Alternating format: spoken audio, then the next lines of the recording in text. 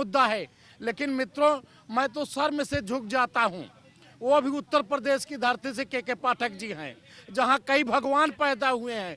उनको भगवान से मांग करता हूँ कि उनको सद्बुद्धि दें। नमस्कार, मैं नंदन, आप देख रहे हैं न्यूज़ 24। गर्दनीबाग धरना स्थल पर आते आते हमारे 37 दिन हो चुके हैं। आपको ये जानकर आश्चर्य होगा कि 37 दिनों तक लगातार हम यहाँ पर आ रहे हैं और कोई खबर मिले या ना मिले, लेकिन विशेष शिक्षकों के द्वारा धरना दिए जाने का खबर हर वक्त आपके सामने आता होगा कि लगातार यहाँ पर आप लोग धरना दे रहे हैं। आप लोग तो दे ही रहे थे, अब ये लोग भी लगातार आ रही हैं। शुरुआत से लेकर अभी तक अब बात करें तो बच्चे भी आए, उनके पेरेंट्स भी आए। अब आपको क्या लगता है कि अब किसे आना चाहिए कि सरकार आपकी बातों को सुन सके? हम लोकतंत्र के चौथे स्तंभ को बताना चाहते हैं। हम लोग यहाँ 40 दिन से अपनी एक मांग सिर्फ सामंजन के लिए बैठे हैं, और हम जो सामान्य से कम हैं वही विशेष बच्चे हैं, और उन विशेष बच्चों के हम शिक्षक हैं। हमने 18 साल से कार्य किया है, जिसका हम प्रतिफल चाहते हैं, और हम लोगों की संख्या कम है। हम ऑलरेडी वेल ट्रेंड हैं और सरकार इधर ध्यान नहीं दे रही है। लेकिन हम आपको जो है साहित्य की तरफ कुछ संतों का ध्यान दिलाना चाहेंगे कि बाबा कबीर ने कहा है, निर्बल को न सताइए जाके मोटी हाय, निर्बल को न सताइए जाके मोटी हाय, अब मुई खाल के श्वास से लव भस्म हो जाए। तो मेरी सांसें, मेरे इशारे और मेरे संकेत, क्योंकि मेरा बच्चा पढ़ाया हुआ सुनता नहीं है, मैं स्पेशल एचआई का टीचर हूँ। ये सांसें समाज और साहित्य श्वास के माध्यम से आपको इसका पाप लगेगा। आप जहाँ भी हैं आप भी नष्ट हो जाएंगे। आप सर्वांगीण विकास की बात करते हैं, आपका कौन सा सर्वांगीण विकास है कि जो समाज के अंतिम पायदान पे बैठा है, जिसको हम सृजित करते हैं, जिसको हम तैयार करते हैं, जिसको हम समाज की मुख्यधारा से जोड़ते हैं, जिनको हम पुनर्वासित करते हैं, जिनको हम सम्मान देने का काम करते हैं, और उसी के साथ इतना बड़ा अन्याय। हम लोग तो 1000 के लगभग हैं ही।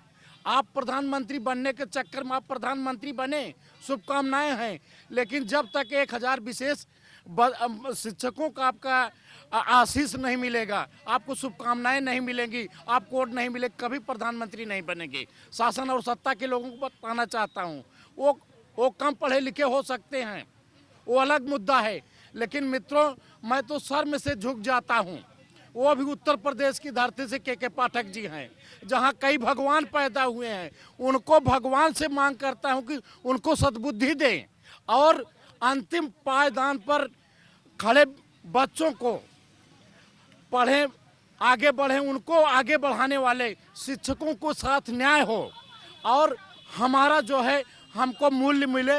यही हम लोकतंत्र के चौथे स्तंभ से मांग करते हैं, और अपने मीडिया कर्मी भाइयों को साधुवाद देना चाहते हैं। आपका जो है हमें सहयोग मिला, इसके लिए अपने हृदय की तरफ से बहुत बहुत धन्यवाद देते हैं। धन्यवाद। कहीं ना कहीं बात करें स्पेशल कोर्स करके सरकार को ये बताकर कि हम योग्य हैं, आपने नौकरी पाई, साथ में सरकार ने बोला कि किस प्रकार के दिव्यांग बच्चे होते हैं उनको पढ़ाने का जिम्मा हम आपको दे रहे हैं, और विशेष का दर्जा भी उन्होंने दिया था। तो क्या हम ये कहना ये क्या गलत होगा कि विशेष का बस नाम दिया गया है, दर्जा नहीं? बिल्कुल गलत है ये बात कि नाम विशेष का दे दिए, लेकिन दर्जा हम लोगों को कभी नहीं दिए। नहीं तो जब से पहली बार जब हड़ताल हुई थी, तो उनके जो डीसी हम लोगों के होते हैं, हम लोगों के साथ ही उन लोगों का भी, वो लोग भी डिप्यूट हुए थे, तो वो उनके अपने कर्मचारी हो गए, और हम लोगों को कैसे छोड़ दिए और क्यों छोड़ दिए? बात तो ये है। तो वहीं से वो लोग सौतेला व्यवहार करते आ रहे हैं, जो कि अभी तक चलते आ रहा है, और विगत 18 वर्षों से यही रवैया है उनकी, और यही आगे वो क्या करेंगे भगवान जाने।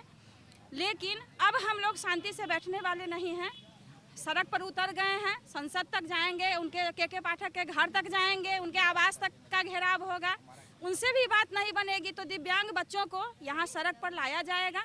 उनके अभिभावक हम लोगों के साथ हैं, वो सारी बातें होंगी।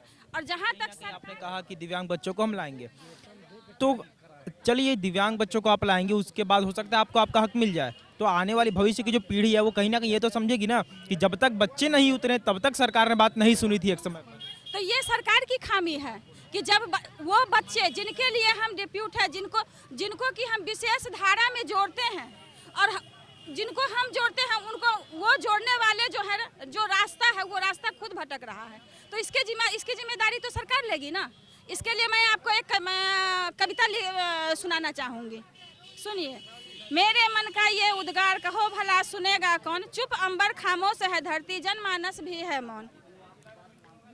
कम वेतन पर काम करें हम, कम वेतन पर काम अधिक हमको करने को कहते हैं, और ना राजपत्रित ना नियोजित संविदा पर विस्तारित हमें समावेशी शिक्षक कहते हैं। बोलने का हक भी नहीं हमको तो रहना ही है मौन। मेरे मन का ये उद्गार कहो भला सुनेगा कौन। सबसे बेहतर पंक्ति है, हम सुनाते हैं। किसे सुनाऊं कौन सुनेगा, बेहतर रह जाओ हम मौन। दिव्यांगों के शिक्षक हैं हम, उनकी ही हम सेवा करते, और शिव शंकर की कृपा है ऐसी फाइल कभी ना आगे बढ़ती। पुनर्मूसिकों की कथा इम्तियाज जी ऐसे गढ़ते, अब बढ़ती रुकती फाइल हमारी फिर जा पहुंची है गोदाम। मेरे मन का ये उद्गार कहो भला सुनेगा कौन। तो हम लोगों की ये स्थिति है कि फाइल कहीं से चलती है जाके फिर उसी गोदाम में अटक जाती है, भगवान जाने कब पार लगेगा। लेकिन इस बार हम लोग यहाँ से जाने वाले नहीं है खाली हाथ, चाहे जितने दिन तपस्या करना पड़े, लाठी चलाए डंडा चलाए जो भी हो, और यहाँ हम लोग जमे रहेंगे जब तक हमें हमारी सफलता मिलती नहीं है। आज की रिपोर्ट बाकी है और तमाम खबरों के लिए हमारे साथ बने रहें और देखते रहें न्यूज़ 24। मैं नंदन के साथ धन्यवाद।